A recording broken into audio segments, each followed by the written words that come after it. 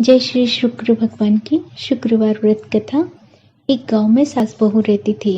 सास रोज शुक्र भगवान की पूजा करती थी।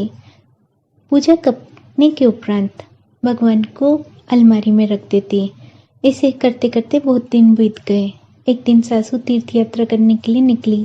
सासू ने बहू से कहा, मैं तीर्थ यात्रा करने जा रही हूँ, मेरे शुक्र भगवान की पूजा करना मत भूलना। बहू घर के काम करने में शुक्र भगवान की पूजा करना भूल गई। एक दिन बहू जब काम कर रही थी तब शुक्र भगवान की हंसने की आवाज उसे सुनाई पड़ी।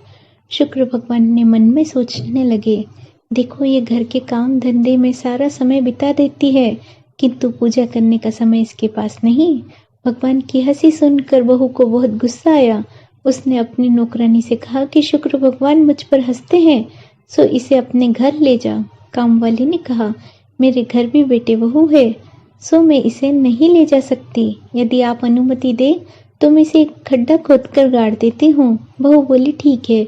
भगवान को गाड़ दिया गया। घर में धन संपत्ति की कमी होने लगी। ऐसा देखकर बुढ़िया के बेटे ने पूछा, हमारे घर में ऐसा क्या हो रहा है? मेरी माँ के घर से जाने के उपरांत घर की सभी चीजों की कमी महसूस होती है। तब बहू ने कहा, आपकी माँ सभी चीज बांध कर ले गई। बेटे ने तुरंत माँ को पत्र भेजकर बुला लिया। माँ के घर आते ही बेटे ने माँ से कहा, माँ घर का सारा धन लेकर क्यों गई?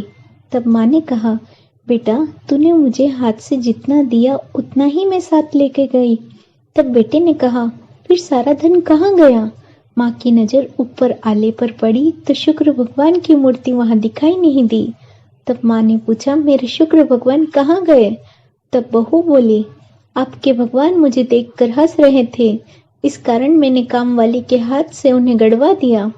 सासू ने तुरंत भगवान को गड्ढे से निकलवाया और नहलाया, पूजा की। बेटा और बहू के हाथ से भी पूजा करवाई।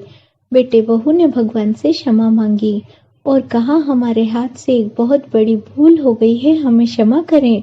घर में फिर से लक्ष्मी का वास हुआ। सभी लोग आनंद पूर्वक रहने लगे। हे भगवान, आपने जैसी कृपा दृष्टि उस परिवार पर करी वैसी सभी पर करें। कहानी में जो त्रुटि है कृपा उसे पूर्ण करें। जय शुक्र भगवान की।